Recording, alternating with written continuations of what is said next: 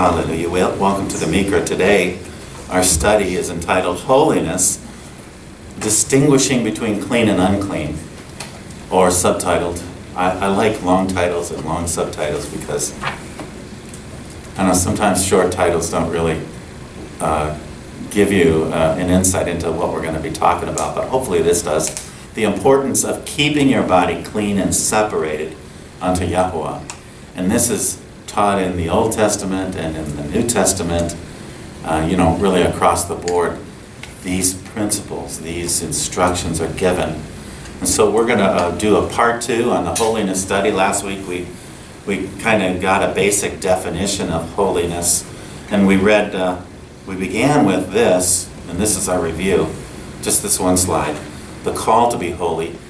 Kepha, or Peter, repeats this call to be holy because he's citing several passages from the Torah, specifically in the middle part of the book of Leviticus. And Peter says, as obedient children, do not conform to the evil desires you had when you lived in ignorance. But just as he who called you is holy, so be holy in all you do. For it is written, be holy because I am holy. And so we discovered that holiness is really about separation, and that's the core meaning of the word that we translate as holy. Some of our new Bible translations, like the Scriptures and Jewish Bible and some others. What's the one you have, Matthew? What's that called? That's New American Standard. New American Standard. But the big one that you carry. Oh, the Sefer. The Sefer. Yeah. Sefer is the Hebrew word for book. So somebody has a translation, they call it Sefer. And it really utilizes Hebrew words and explains Hebrew words in the translation to try to give us, as we're reading through that translation anyway, a better understanding of what we're reading about. And so holiness means separation or set apart. And that's what the Father has called us to be a set-apart people. He doesn't want us to conform to the world any longer, and to the ways of darkness. And, there's a lot of New Testament stuff that describes that we're called to be a holy people, a separated people. We're called to obey His instructions and follow His will and do the things that He has commanded us. And so just as He is holy, He's separated from sin. He's not influenced by the evil of the world of evil or the ways of darkness, but Yahweh is light. In Him there is no darkness at all. John tells us in 1 John. So He is holy and separated, and He calls us to be the same. And the instructions of Scripture that we went over last week are pretty clear about how we're to do that. We're to obey His instructions. And He gives us a multitude of instructions, maybe not a multitude, but instructions that give us understanding and insight into how He wants us to be separate from the world and to be more like Him. So today we're going to look at part 2 again. We're going to look into the issue of clean and unclean and keeping our bodies separated unto Yahweh. And here's a couple of things that we're going to investigate. I listed 5 here, but these are summaries. The importance of making distinctions. And again, both in the Old Testament and in the New Testament, we're called to use discernment and to make distinctions between things. So we're going to talk about that for 2 or 3 minutes. And then we're going to go through the instructions about clean and unclean. Particularly, Leviticus chapter 11, where it lists out the animals and the creatures that He's created that are clean for us and fit for human consumption, and those that are unclean for us and are not fit for human consumption, but are created for a different purpose. And we'll talk a little bit about that. Also, how does Elohim feel about clean and unclean? In other words, how important is this to Him that we make these distinctions between clean and unclean? Because, I want to make sure that the message that I'm speaking is clear, that the Almighty is the one who saves us. We have no part in that the Messiah is the one that accomplished the work of redemption. Without that work of redemption, we are hopelessly lost. because we have no way of reconnecting with the Creator. But because a redemption was performed, which was prefigured and foreshadowed in the past by the sacrificial system in the temple, that the Messiah came and provided that redemption. And so we're not talking about that initial coming into relationship with the Almighty. What we're talking about when we talk about what Elohim feels about clean and unclean is, now how do we live? Now that we're in proper relationship and in covenant relationship with the Creator, what does He want us to live by going forward? And so how does Elohim feel about clean and unclean? And we're going to look at a few scriptures about that. Did the Master, Yahusha, or Jesus, declare all things clean? Because this is a doctrine that's taught. This is something that some of the ministers of the gospel will tell you. And it's all based upon what I'm going to categorize as a really ugly translation of a certain passage of Scripture in Mark chapter 11, where the NIV tells us that Jesus declared all things clean. And that's not at all what the Bible is saying. That's not what that verse is saying. And we're going to dig down into the Greek and look at those individual words and see what he really was saying.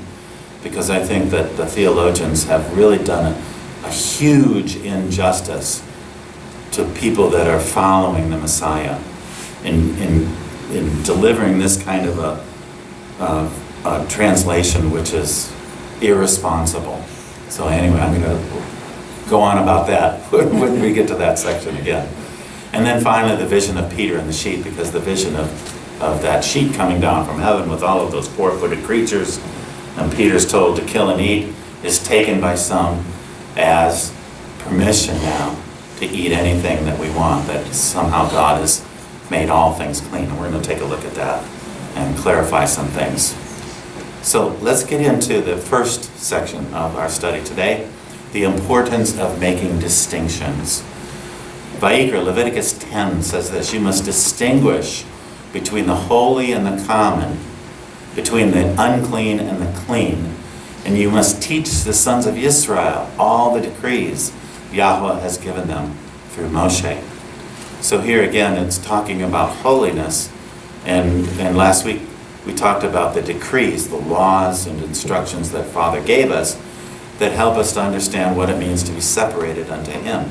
When we're walking in all of His decrees, then we are walking in His ways, and we're separating ourselves from the ways of the world. And so this word distinguish, remember last week we were talking about Genesis chapter 1, where Elohim made these separations in the creation. On day 1, He separated light from darkness, and day 2, day 3, day 4, day 6. He made all these separations of water from land and from the heavens, from the earth, the waters above the firmament and the waters below the firmament. And this Hebrew word badal, which means to separate, was used in each of those passages. And that's the same word we find here that's translated distinguish. It means to make a separation in your thinking. You must distinguish between the holy and the common.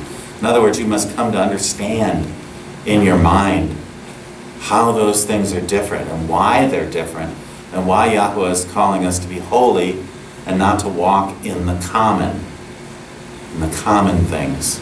To eat holy and not to eat that which is common. And to make these distinctions and separations between clean and unclean. So again, the same word here in Leviticus 11, you must distinguish between the unclean and the clean, between living creatures that may be eaten and those that may not be eaten. The importance of making distinctions is discussed in Vayikra, Leviticus chapter 20. But I said to you, you will possess their land. I will give it to you as an inheritance, a land flowing with milk and honey. I am Yahweh your Elohim, who has set you apart from the nations. You must therefore make a distinction, a separation between clean and unclean animals, and between unclean and clean birds. Do not defile yourselves by any animal or bird, or anything that moves along the ground, those which I have set apart as unclean for you. You are to be holy to me, because I, Yahweh, am holy, and I have set you apart from the nations to be my own.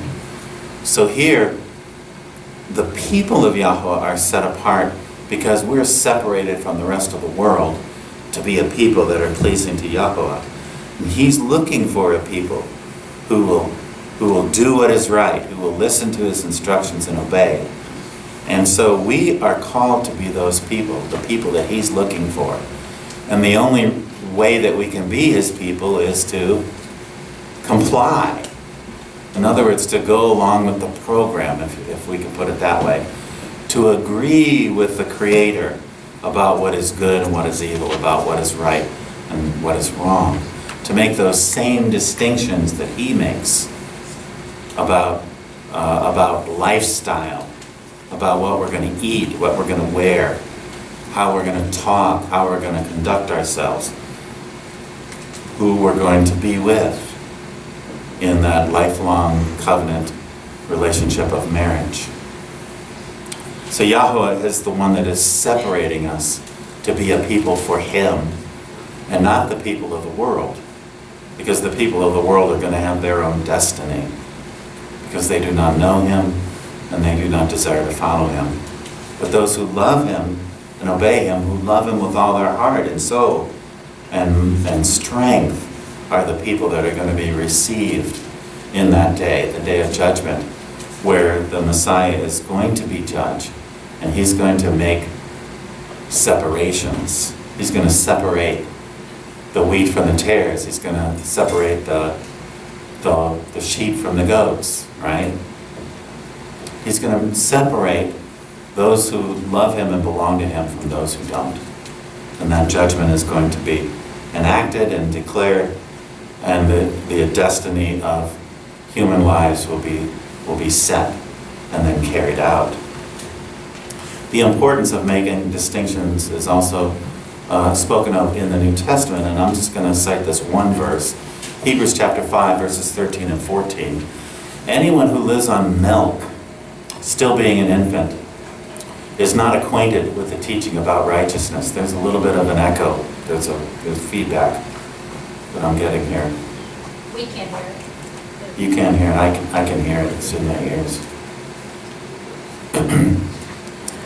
So, the one who lives only on milk is not acquainted with the teaching about righteousness, but solid food is for the mature, who by constant use have trained themselves to distinguish good from evil.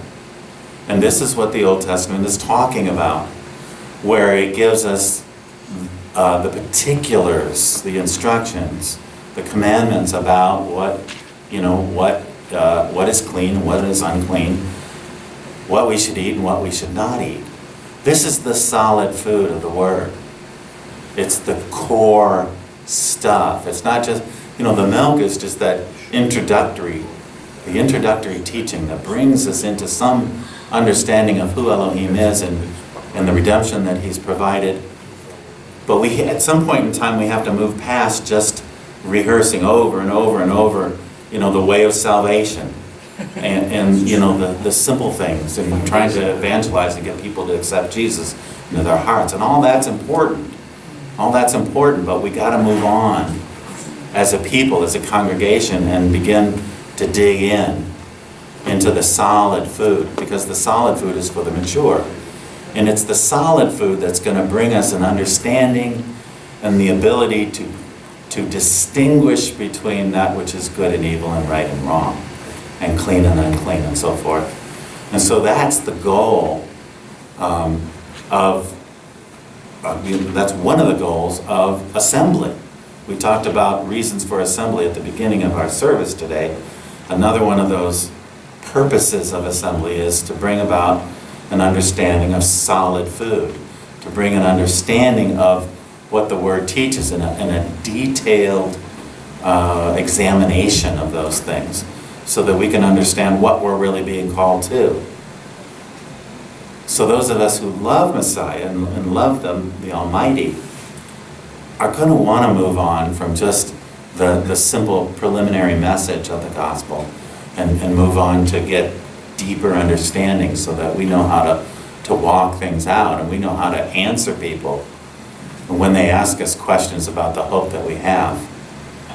And so we need to have answers, and the only way we're going to have answers is by digging in deep and being an approved workman, rightly dividing the word of truth. And all that is the formula for being able to make distinctions between good and evil. Okay, so let's get into the instructions about eating clean and unclean, because this is where the rubber meets the road, and this is what we need to understand the Father is calling us to. Yahweh, this is Leviticus chapter 11, and we're going to read pretty much through the whole chapter, in little bits and pieces, and talk about these particular instructions. So Yahweh said to Moshe and Aharon, "Say to the sons of Israel, of all the animals that live on land, these are the ones you may eat. You may eat any animal that has a split hoof, completely divided, and that chews the cud." And so of all the land animals, this is the instruction that we need to follow. The animals that have a split hoof, completely divided, and that chews the cud. And what we'll find is that the animals that have a split hoof and chew the cud are usually the animals that are eating vegetation. They're eating the food. Remember, in the creation, Yahweh gave the green thing to mankind, but he also gave the green thing as food for the animals. And so the green food that grows from the earth is the really nutritional good stuff that was designed to cause our body to grow and to be healthy and strong. And so the animals that eat the green things are those animals that chew the cud, because they have stomachs where they chew it and then they swallow and then they regurgitate again and chew it some more, so that the green stuff is broken down by the enzymes in those animals and can really nourish those animals. And so those animals that have a split hoof and chew the cud are not eating garbage off the floor of the earth. And so the next couple of verses describe some of those animals. There are some that only chew the cud or only have a split hoof, but you must not eat them. The camel, though it chews the cud, does not have a split hoof. It is unclean for you. So here he's going to name a couple of particular animals that don't qualify because they either don't do either one of those or one or the other of those things. Have a split hoof or chew the cud, or maybe they don't do either or have either. The coney, though it chews the cud, does not have a split hoof. It is unclean for you. The rabbit, though it chews the cud, does not have a split hoof. It is unclean for you. And we find that these animals are not just vegetarians. They eat other things as well. They eat things off of the ground. So before I move on to the next one, the next instruction about one of these unclean animals, I want to look at what the word unclean means. This is a definition interruption in our teaching today. Let's look at the word unclean. The unclean comes from the Hebrew word tameh. It means unclean or polluted. And tameh sounds like an English word, like the name of a man. Tommy, Tameh. And somebody made a joke about that, and I can't even remember what it was, but anyway, so I don't know why I brought that up. Tameh in Hebrew, because there are some Hebrew words that sound like other English words, and we get a misrepresentation in our own mind because we're thinking of the English word when somebody says the Hebrew word. And so we need to, when we look at Hebrew words, we need to understand a Hebrew understanding of those words, and not just because it sounds like an English word. So tameh means unclean or polluted. So animals Animals and foods were considered clean or unclean by their nature. And here's an important statement. What's going on with our sound? Animals, this is really important, and I want to spend a minute on this point. Comes from the Hebrew lexicon, where it's describing this word tameh. Animals and foods were considered clean or unclean by their nature. And here's the distinction that we need to understand why some things are clean and some things are unclean. Because some animals by nature are clean, they eat clean, and their meat is considered by Yahweh to be clean. And there are some animals that were created for a different purpose. And their purpose is to be the ones who perform ecological functions. And by that I mean the cleanup crew. They're the cleanup crew, yeah, thank you. They're the cleanup crew on the earth. They eat the nasty stuff that drops to the ground, literally the waste of other animals. And they are designed and created in their bodies to be able to turn that back, to turn the waste material back around into something that could be replanted in the earth and that can grow clean food. And there are a lot of animals and creatures on the earth and in the sky, in the seas, that were created for this purpose. They are the cleanup crew. They eat the nasty, they're the bottom feeders, they're the ones who eat stuff that we would never think to eat. And yet, people want to eat those animals that are eating all the nasty stuff that we would never eat. Even though Elohim has said, don't eat that. That's not fit for human consumption. That's not real food for a human being. So when we consider the nature of an animal, how they live, what they were designed for, we get a better understanding of why some are clean and others unclean. Persons and objects could become ritually unclean by eating that which is unclean, or even by coming in contact with that which is unclean. Personal uncleanness could be incurred through birth, menstruation, bodily emissions, leprosy, sexual relations, and misdeeds in contact with death. Priests and Levites were especially concerned with the issues of cleanness and uncleanness because they served in the sanctuary, and they would be struck dead if they tried to enter into service in a state of uncleanness. Okay, so that's what the word tameh means. It means polluted, unclean. So back to Leviticus 11:7. And the pig, though it has a split hoof completely divided, does not chew the cud. It is unclean for you. You must not eat their meat or touch their carcasses. They are unclean for you. And so when we take the example of the pig, because the pig is kind of the quintessential example of what is unclean and unfit for human consumption. The pig wallows in its own mire. The pig is all acquainted with the mess on the ground and is delighted to be a part of that and to make that part of his environment and part of his food supply. And when you think about that, if you've ever lived on a farm or had pigs or have any knowledge at all of pigs and of other unclean animals, you know how nasty they can be. And so why would we want to be putting into our bodies, in some sort of attempt to nourish our bodies, an animal that is eating that which is rotten and decayed and disease-filled and is waste product on the ground? I mean, and that's the nature.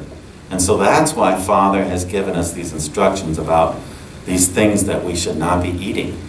Because the things that he tells us not to eat are going to bring disease into our bodies. Our bodies are not designed to be able to handle a great influx of disease or of germs, and rotting things.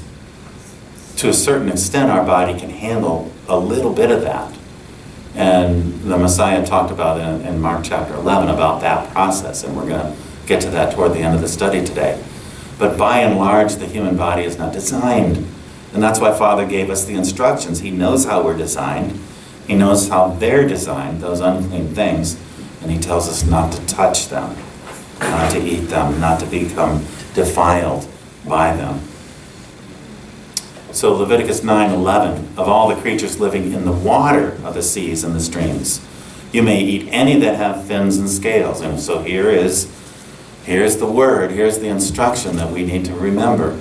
Fins and scales. If sea creatures have fins and scales, we can eat them. But if they don't have fins and scales, the Father is telling us, no, don't eat them. And it's for all the same reasons. It's because there are so many bottom feeders in the oceans and in the waters. And they were not designed for human consumption. They were designed to clean up the water. An interesting observation was made about, how there's such a great harvest of lobsters and mollusks and shrimp and crabs out of the oceans. And the oceans are becoming dirtier and dirtier. They're becoming filthy. And the reason for that is because man is stripping away all of those creatures that were designed to clean up the oceans out of the oceans, and so now the oceans are becoming more and more polluted and more filthy. And so that's just a kind of an observation, a demonstration of how the Father has designed these creatures, the very nature of these creatures, and why he gave them. He didn't give them to us for food, but to clean up the waters, in the case of these sea creatures. So fins and scales is the key to remember. If a sea creature has fins and scales, we can eat those things. But all creatures in the seas or streams that do not have fins and scales, whether among all the swarming things or among all the other living creatures in the water, you are to detest. And since you are to detest them, you must not eat their meat, and you must detest their carcasses. Anything living in the water that does not have fins and scales is to be detestable to you. Another definition interruption. So take a look at the word detestable in the Hebrew. The Hebrew word is sheketz. And here's the definition. A number of adjectives here that really kind of lay out for us what it means to detest these sea creatures that are unfit for human consumption. It's something detested or repugnant, abominable, contaminated, loathed, abhorred, hated, spurned, scorned, vile, putrid, disgusting, vomit-inducing. That's what it means to be detestable. Okay? So that, I think that kind of makes a strong enough case to understand what that means. And Father tells us that we're to detest these things. Okay? Vomit-inducing, yuck, putrid. They're disgusting. They're supposed to be disgusting to us. And yet, every one of us was probably in a place at some point in our life where we ate some of these things. And we enjoyed the flavor because we were told that this was good stuff. And, you'd put spices or, you'd doctor it up a little bit to make it taste better. And so people eat these things, and they're considered delicacies in other places around the world. And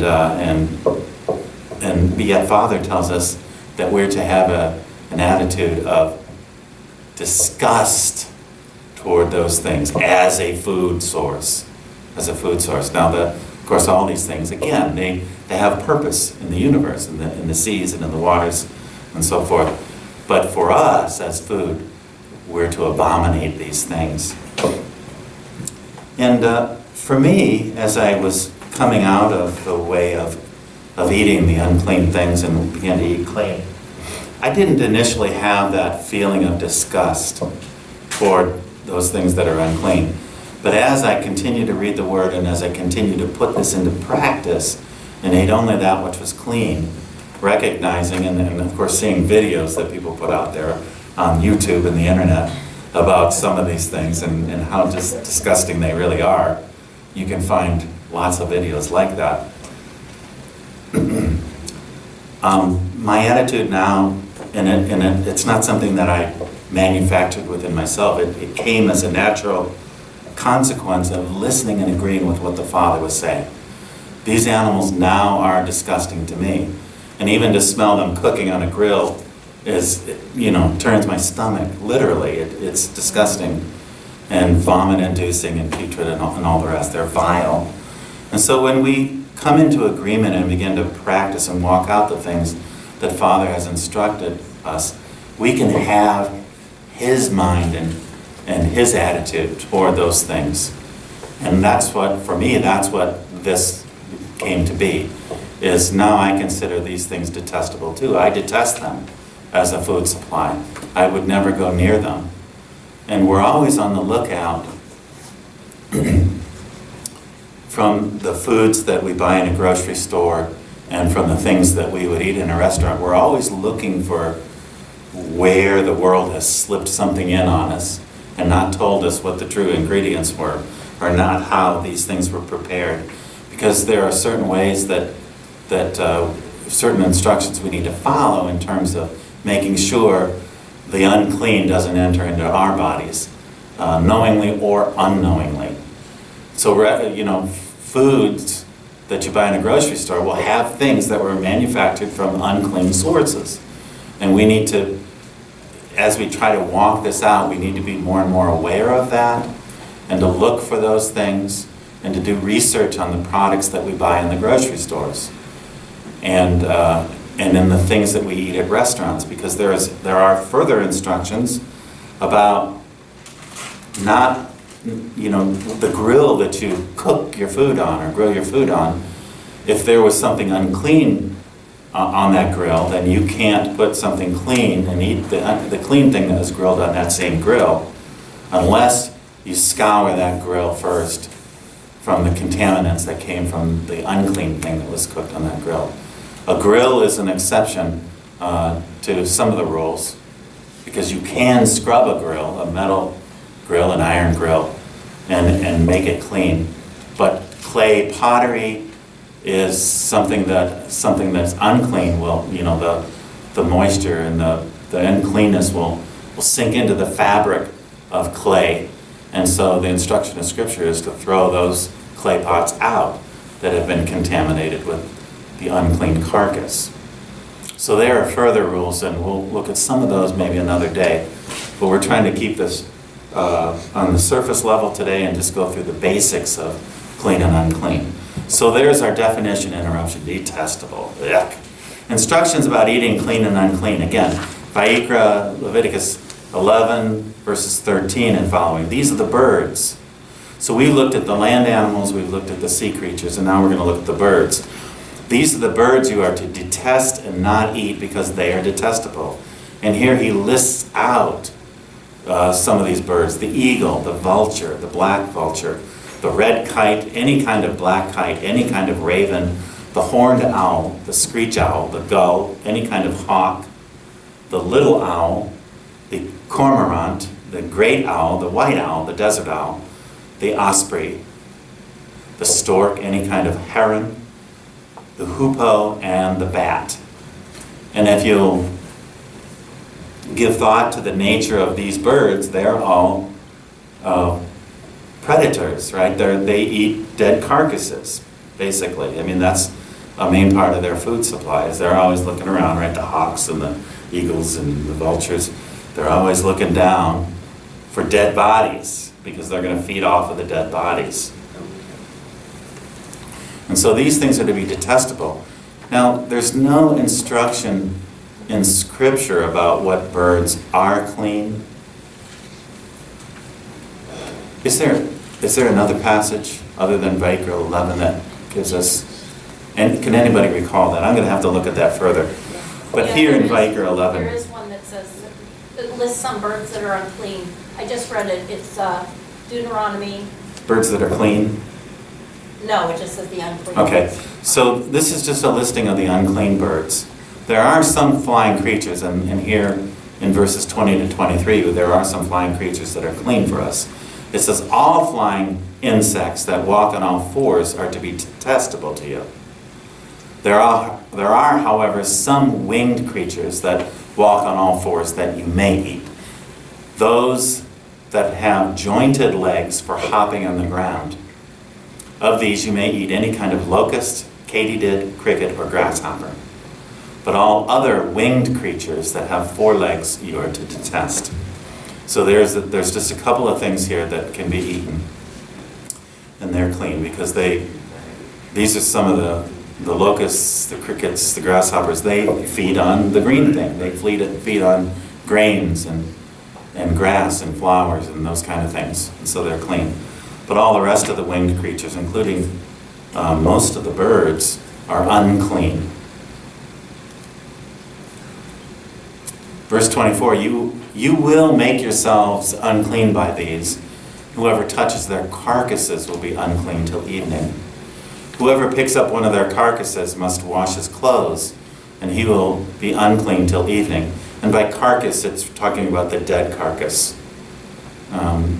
That's what's meant here by touching their carcass. It's the unclean, dead body of the animal that we're not supposed to be handling with our hands. Because along with the dead carcass comes what? Decay and germs and disease. And so that's why they're unclean. We're not supposed to handle those things. If they are handled, then a person must wash his clothes and bathe, and he'll be unclean till evening, because you have to wash off any remnant of what you've got on your hands or on your clothes or body from that dead carcass. Every animal that has a split hoof, not completely divided, or that does not chew the cud is unclean for you. Whoever touches the carcass of any of them will be unclean. Okay, so the principles are being laid out here, and the reason for this, the reason the Father gives us these instructions, again I repeat, is to keep us healthy and whole. And that's what eating clean is about. It's about maintaining our health the way that He designed us to be healthy, and by exposing ourselves to that which is unclean, or unnecessarily handling dead carcasses, or eating things that were never designed for us to eat, we're contaminating our bodies and we're compromising our immune system. Our immune systems can't handle a great influx of those kind of things. And so instead of our immune system ridding the disease and the germs from our body, the body tends to pocket those things and store away those things. Some of it eliminates, and some of it stores. So we get that stuff stored away in places all over our bodies, and then those diseases develop over time, and they cause all the diseases of Egypt and all the afflictions and all the things that when you watch TV or the internet, there are advertisements all the time about a new drug that came out to address this issue and that issue and this issue and that issue. And all of those things could be avoided if we'd stop putting unclean things into our bodies, because that's where the disease comes from. It comes from disobedience to the Father's instructions about clean and unclean. And that was true back in the day of Noah. Noah made distinctions between clean and unclean animals.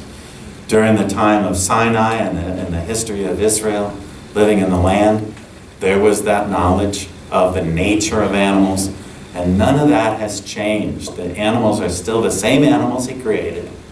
They're still unclean, and they still bring disease when we disobey the Father's commandments and take those things into our bodies. So it's incumbent upon us as believers, as followers of the Messiah, to do whatever we can to walk in Father's ways and to avoid these unnecessary contaminants in our body. Leviticus 11:27 and 28. Of all the animals that walk on all fours, those that walk on their paws are unclean for you. Whoever touches their carcasses will be unclean till evening. This would include like the whole cat family, dogs, wolves, bears. There are a lot of animals that walk on paws. And all of those animals are unclean for us. And, you know, in the United States of America, not many of us are going to eat cat or dog, you know, because our society teaches us that they're kind of disgusting to eat. But in a lot of other nations, they eat cat and dog, and they eat bear, and they eat wolves and, all the different, jaguars and lions and monkeys and, all these other animals are eaten in other places and are often considered delicacies. The brains of a monkey are considered a delicacy in some places.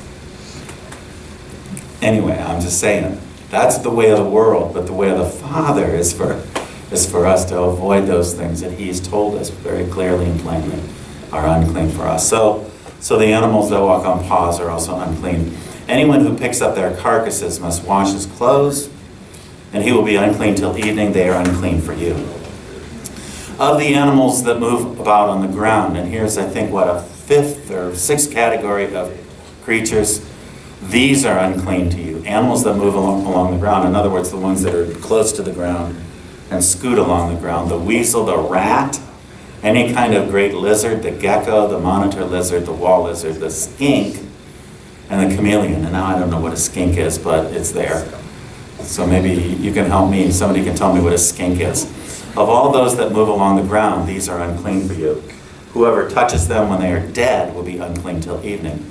So again, these are all the critters. We wouldn't think of eating mice or rats, although in some places, again, people will eat mice and rats. But they're unclean for us, because Father has told us that they are unclean. And when you think about their nature, again, what they eat, what their environment is involved in, then they should be pretty disgusting to us. When one of them dies and falls on something, that article, whatever its use, will be unclean. Whether it is made of wood, cloth, hide, or sackcloth, put it in water, it will be unclean till evening, and then it will be clean. If one of them falls into a clay pot, everything in it will be unclean, and you must break the pot. So there's that instruction I alluded to earlier. The clay pot cannot be cleaned. It's going to absorb the uncleanness of that carcass or that unclean animal that you put in it. So the clay pot has to be broken. However, glass, the cookware that's made out of metal can be scraped and cleaned and scoured. Any food that could be eaten but has water on it from such a pot is unclean. And any liquid that could be drunk from it is unclean. So foods that come into contact with water that was on or in along with something that was unclean causes the food, the real food, the good food, to become unclean, and we can't eat that. It's all about that, again, contamination. It's about bringing that which is unclean into the world of that which is clean. The contamination through contact, through water contact, or just physical contact that causes something that otherwise would be good for us as food to become unclean, and we're to avoid those things as well. Because the water and the contact is going to bring germs and disease into the clean object, and then we eat that clean object, and it's actually unclean, even though it's a food that is declared clean. When it becomes unclean through contact, we're to avoid eating those things. Anything that one of their carcasses falls on becomes unclean. An oven or cooking pot must be broken up. An oven or cooking pot are probably those that were made in the ancient days out of clay. They were things that couldn't be scoured clean, like you could, a griddle, a metal, an iron griddle, or some such thing. They are unclean, and you are to regard them as unclean. A spring, however, or a cistern for collecting water remains clean, because it's moving water. It's constantly moving and cleaning as it goes, the clean water. But anyone who touches one of these carcasses is unclean. If a carcass falls on any seeds that are to be planted, they remain clean. But if water has been put on the seed, and a carcass falls on it, it is unclean. If an animal that you are allowed to eat dies, and anyone who touches the carcass will be unclean till evening. So these are all practical examples of what causes something to become unclean that otherwise is clean. Anyone who eats some of the carcass must wash his clothes, and he will be unclean till evening. Anyone who picks up his carcass must wash his clothes, and he will be unclean till evening. Every creature that moves about on the ground is detestable. It is not to be eaten. You are not to eat any creature that moves about on the ground. whether it moves on its belly or walks on all fours or on many feet. It is detestable. Do not defile yourselves. So here's the summary of the whole thing. Do not defile yourselves by any of these creatures. Do not make yourselves unclean by means of them, or be made unclean by them. I am Yahweh your Elohim. Consecrate yourselves and be holy, because I am holy. Do not make yourselves unclean by any creature that moves about on the ground. I am Yahweh who brought you up out of Mitzrayim to be your Elohim. Therefore, be holy, because I am holy. You must distinguish between the unclean and the clean, between living creatures that may be eaten and those that may not be eaten. And so there you have a basic layout of instructions about what is clean and unclean and why. You know, when we look at the nature of these creatures, we understand why Father said that they're unclean for us. So how does Elohim feel about clean and unclean? Is he nonchalant about it? Does he get excited about these things, making these distinctions? And I think the prophets kind of lay out for us that the distinction between clean and unclean is very important to Father. A highway, speaking in Isaiah 35:8, speaking of the Messianic age, a highway will be there. It will be called the way of holiness. The unclean will not journey on it. It will be those who walk in that way. In that way, the way that Yahweh has given us. Wicked fools will not go about on it. And then in Isaiah 52, depart, depart, go out from there, touch no unclean thing. Come out from it and be pure, you who carry the vessels of Yahweh. But you will not leave in haste or go in flight, for Yahweh will go before you, the Elohim of Israel will be your rear guard. And so this call to a people in our future who are going up to the land. I think this is a reference to the regathering of Israel, the prophetic regathering in the last days. We are to, when we're on that journey back to the promised land, we're to touch no unclean thing. We're to come out from those things and be pure. Again, Isaiah 65, all day long, this is Father speaking, all day long I've held out my hands to an obstinate people who walk in ways not good, pursuing their own imaginations, a people who continually provoke me to my very face, offering sacrifices in gardens and burning incense on altars of brick, who sit among the graves and who spend their nights keeping secret vigil, who eat the flesh of pigs and whose pots hold broth of unclean meat, who say, keep away, don't come near me, for I am too set apart for you. Such people are smoke in my nostrils, a fire that keeps burning all day long. So there are those people that are going to walk in these ways. And they believe that they're presenting some legitimate truth or some way of righteousness in exercising what they believe is their freedom, their liberty to do whatever they want. And yet in Father's eyes, the instructions haven't changed. And so he wants his people to be holy and to follow the instructions that tell us what it means from his point of view, what it means to be holy. And people that aren't going to walk in those ways are, as he puts it, smoke in his nostrils. Again, the word of Yahweh came to me, Son of man, say to the land, you are a land that has had no rain or showers in the day of wrath.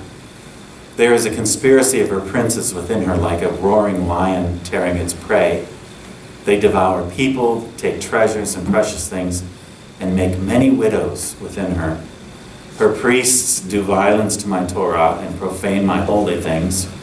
They do not distinguish between the holy and the common. They teach that there is no difference between the unclean and the clean. And they shut their eyes to the keeping of my Sabbaths, so that I am profaned among them. And so this is the Father and his attitude. He has established laws and instructions, and he expects his people to obey.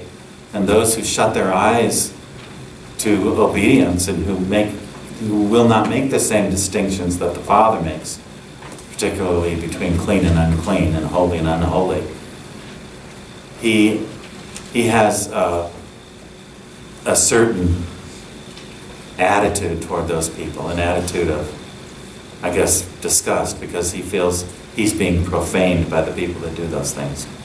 So anyway, so that's the attitude of the Father about clean and unclean, and that attitude doesn't change. It hasn't changed. He still causes people to be holy. So, what does the New Testament teach about distinctions between clean and unclean? And this is from Paul, 2 Corinthians 7. He says, since we have these promises, dear friends, let us purify ourselves from everything that contaminates body and spirit, perfecting holiness out of reverence for Elohim. So Paul is calling to mind the instructions of making distinctions about what is pure for our bodies and what contaminates the body and spirit. And holiness is perfected, he says. In other words, that set-apart way is perfected by following the instructions he's alluding to, which are the instructions about clean and unclean. Since we have these promises, dear friends, let us purify ourselves. I guess we just read that one. I don't know why I repeated that slide. What agreement, Paul says in 2 Corinthians 6, what agreement is there between the temple of Elohim and idols? For we are the temple of the living Elohim, as Elohim has said, I will live with them and walk among them, and I will be their Elohim, and they will be my people. And therefore come out from them and be separate, says Yahweh. Touch no unclean, and I will receive you. I will be a father to you, and you will be my sons and daughters, says Yahweh Almighty. And since we have these promises, dear friends, let us purify ourselves. And this is where that verse we already looked at comes into play. Since we have these promises, let us purify ourselves from everything that contaminates body and spirit. So this is what the New Testament writers bring to us. This kind of a summary. It's not all the passages, but a summary of the importance of making these distinctions between clean and unclean and keeping ourselves holy or separate from the ways of the world. Now, we need to discuss, did Messiah Yahusha, did Jesus declare all things clean? And it comes from a passage in Mark chapter 7, verses 1 through 24. The New International Version translation of verse 19 is one of the most grotesque and irresponsible demonstrations of scholarship you will find anywhere in the biblical world. They not only miss the point when they translate this scripture, but they render the very opposite of what the Messiah was saying in Mark chapter 7, verse 19. So I want to just go over real quickly and summarize how we get to verse 19 and what the situation was. In Mark chapter 7, let me go to it in my scriptures version. Mark chapter 7, it says, the Pharisees and some of the scribes assembled to him, having come from Jerusalem, and seeing some of his disciples eat bread with defiled, that is, with unwashed hands, and they found fault. So here's the backdrop. The disciples didn't wash their hands before they were eating. Remember we talked about the procedure that the rabbis laid out and put into their law about washing the hands. They had a cup with two handles, remember that? You pick up the cup with one hand and you wash that hand. And now that your hand is clean, you pick up the cup with the other handle and you wash that hand. And now your hands are clean, right? And you used only one cup to do it. Pretty neat, huh? Your hands are clean. So the disciples of Yahusha did not follow that procedure of the rabbis to wash their hands. But that's not in the scripture. But that's not in the scriptures, right? There's no instruction in scripture that says to wash your hands. It was a rabbinical instruction. And so the rabbis, the Pharisees, considered his disciples as eating with defiled hands, unwashed hands. And so for the Pharisees and all the Yehudim, it says in verse 3, they do not eat unless they wash their hands thoroughly, holding fast the tradition of the elders. And that's where the instruction about washing the hands comes from. The tradition of the elders, not from the scriptures. And coming from the marketplace, they do not eat unless they wash. And there are many other traditions which they have received and hold fast. The washing of cups and utensils and copper vessels and couches. And so then the Pharisees and scribes asked him, "Why do your disciples not walk according to the tradition of the elders, but eat bread with unwashed hands?" So keep in mind that the discussion is not about what's clean and unclean here in this passage in Mark chapter 7. It's about eating with unwashed hands. And so all the comments that come are based on this situation, eating with unwashed hands, not following the tradition of the elders. And so the master quotes from Isaiah, "These people respect me with their lips, but their heart is far from me, and in vain they do worship me, teaching as the commands of men." So Isaiah talked about this, and this is what the Pharisees were doing. They were teaching the commands of men, the traditions of men, instead of the pure word, the pure instruction that comes from the Father. And so he says, he gave an example about how the Pharisees break the commandment to honor your father and mother by telling people that they can give that money and put it in a box instead. And so they don't have to honor their father and their mother with the monies that they have. They can give it to the temple and therefore not have to honor father and mother with that. And so they're, by their own tradition and by their own teaching, they're nullifying the commandment of Elohim. And they do this in many places and with many commandments.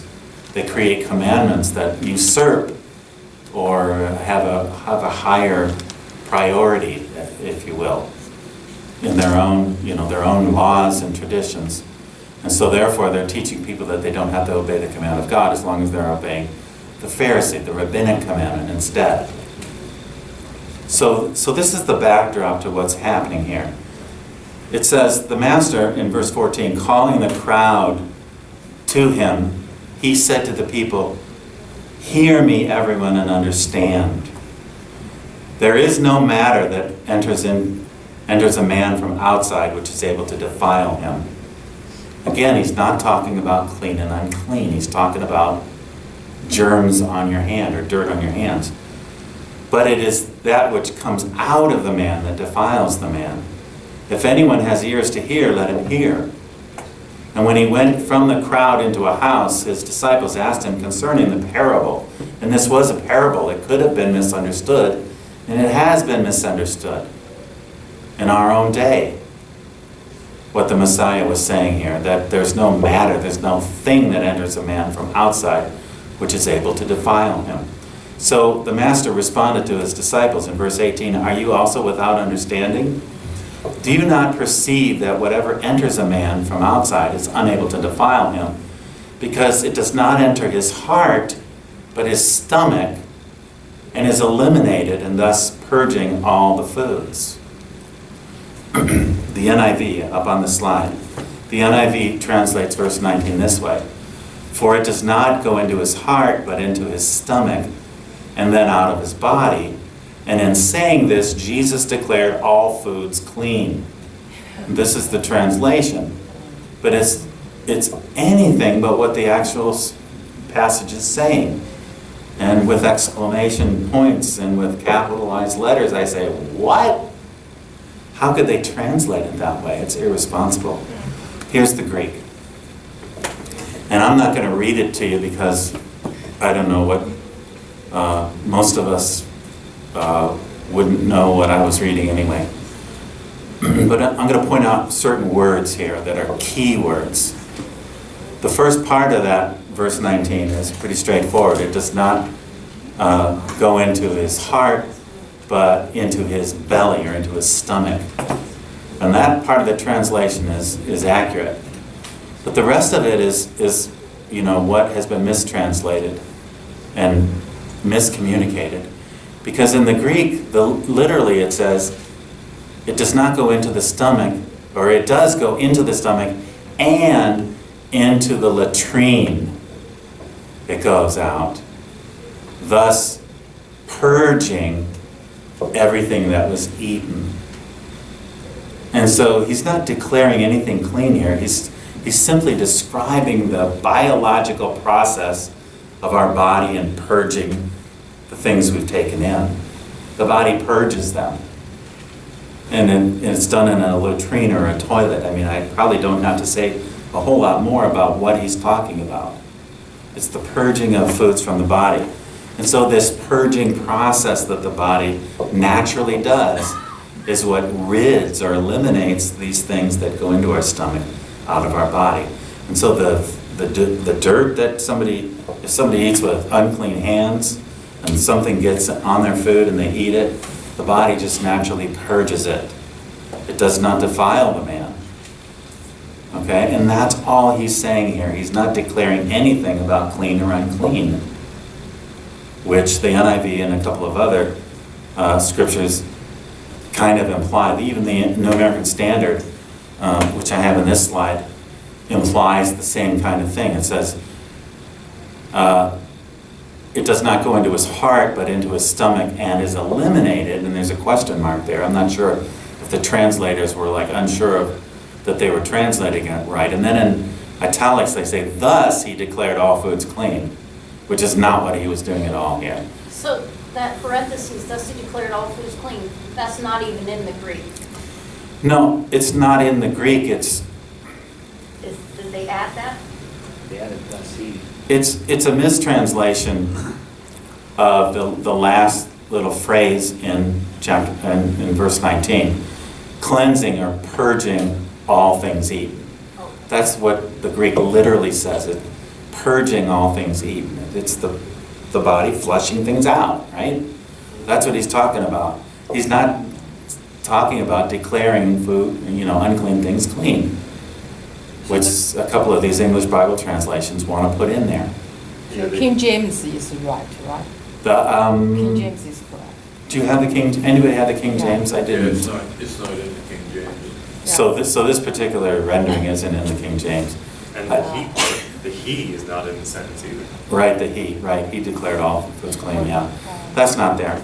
So really what the Master is saying is that the body naturally purges. That's all he's saying here. He's not talking about declaring things clean. But yet a whole theology has developed from this kind of rendering of Scripture, where people are saying, oh, the scholars are saying that Jesus declared all things clean, and so now we're set free from having to worry about distinguishing between clean and unclean. And that's not there at all. And that's what I hope is very clear, because he's not talking about clean and unclean animals. He's talking about the body naturally purging something that got on our food from our hands. That's all he's saying. Okay, so that's that passage.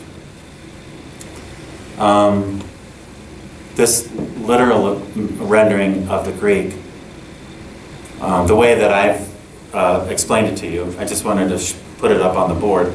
And here's verse 19 again in a kind of a very literal rendering of the Greek, because it does not go into his heart but into his stomach, and it goes out into the toilet, flushing or eliminating all things that have been eaten. Again, it's the purging process of the body. So that's Mark 7:19. Do not any longer, if you ever did, think that Jesus was declaring all things clean. He was not. That's not what he was even saying at all. And the Greek, the translations from the Greek are so irresponsible that it's maddening that New Testament scholars would translate and render this passage in the way that they have, because it goes completely against all of the rest of the instruction of Scripture and what we can read both Old Testament and New about clean and unclean. So let's move on to our last item on the agenda today, and that's the vision of Peter that he had of the sheet. Because this is another passage of Scripture that's made to look like God was declaring all things clean. The consensus of New Testament scholarship interprets Peter's vision of the sheet, full of unclean creatures, as a change in the law. Allegedly, God no longer prohibits believers in Jesus to abstain from that which has been declared to be unclean and unfit for human consumption. And so, this is my last slide. We're gonna ad-lib the rest of this teaching today. And I'm going to read bits and pieces of Acts chapter 10 and 11. And we're going to go through this vision that Peter had and try to come to some understanding about what Peter understood the vision to mean. So let's turn, if you have a Bible, turn to Acts chapter 10, and let's go through this. Very important to see this.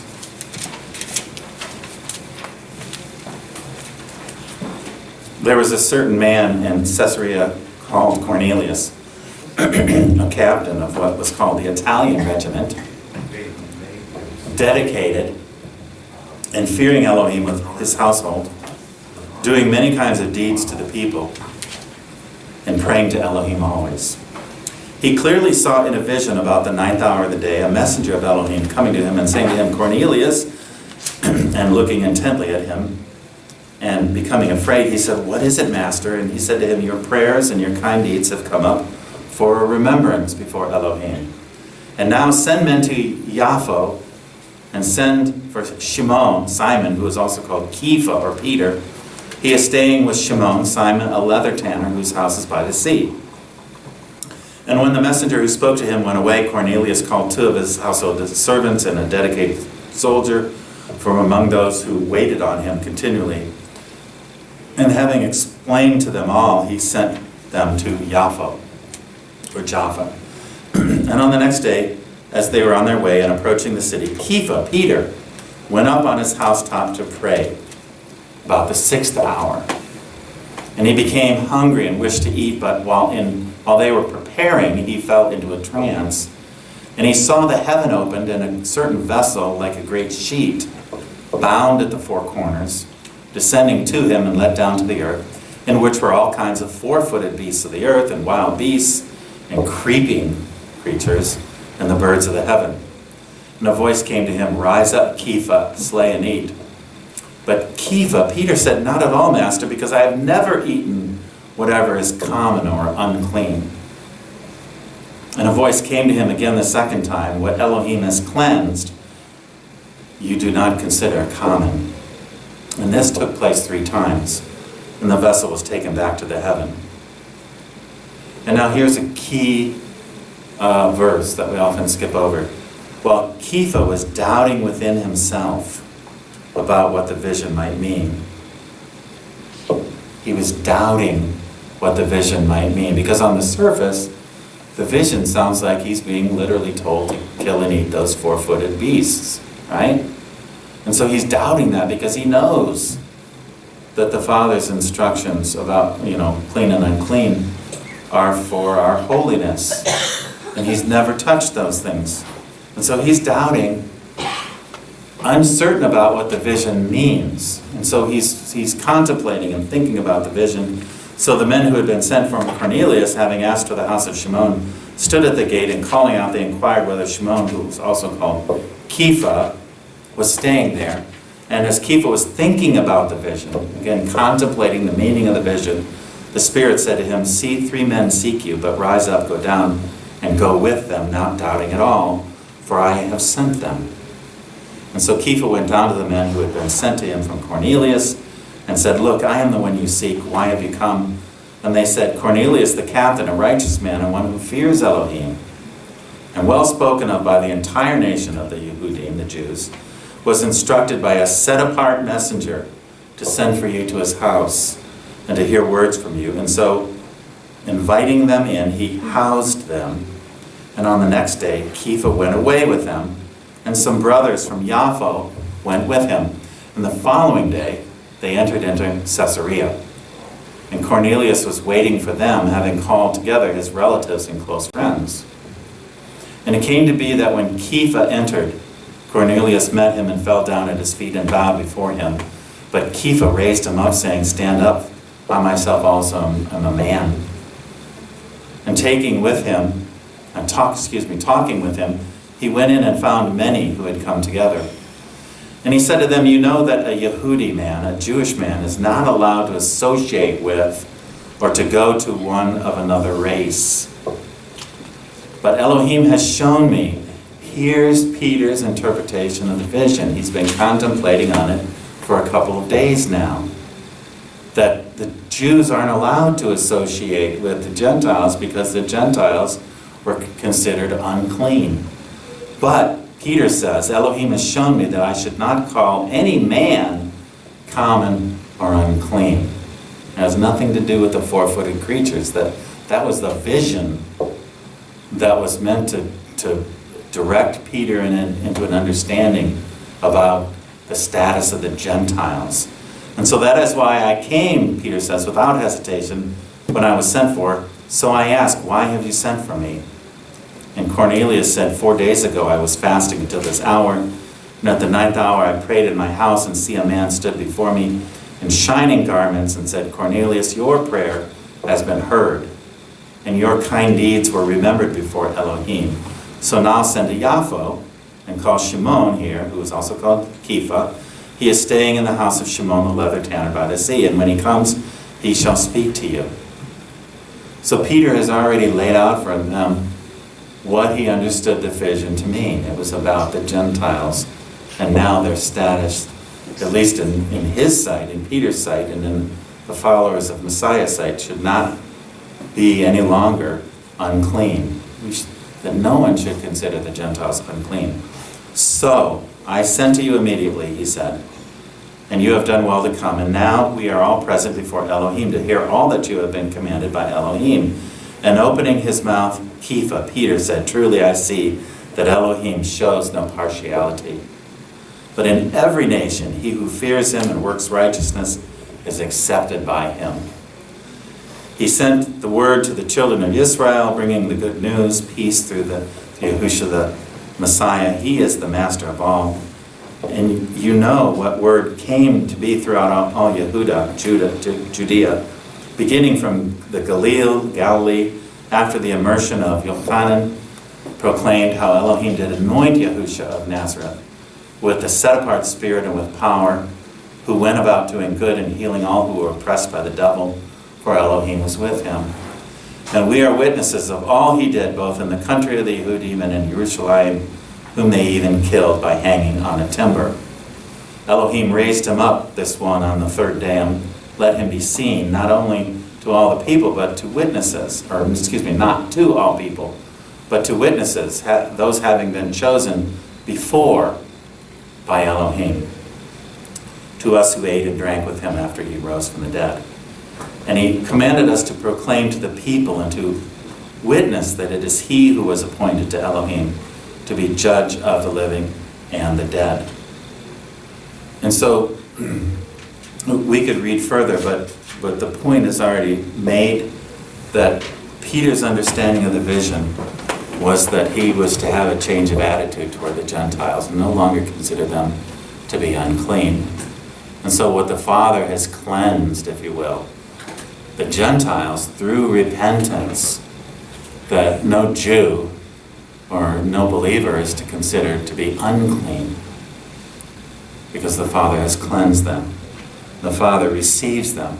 And Cornelius was just the first of many generations of Gentiles, those coming out from the nations, who would come into faith, who would come to repentance, and should be received and not considered to be unclean. And so this is the real meaning of Peter's vision. It's not about Jesus or God or anyone else declaring the unclean things to be clean, or giving permission to anyone to eat the four-footed creatures and the things that creep along the ground. It's about loving people, and it's about seeing people, whether of the nation of Israel, the natural born, or the alien living among the other nations, to see them through Elohim's eyes and to accept them. Those who repent and want to come into the same walk as we walk, no one is to consider them to be unclean. So this is the true meaning of Peter's vision. I'm going to end right there because I think I'm going to leave some time for questions about these things. So what say you?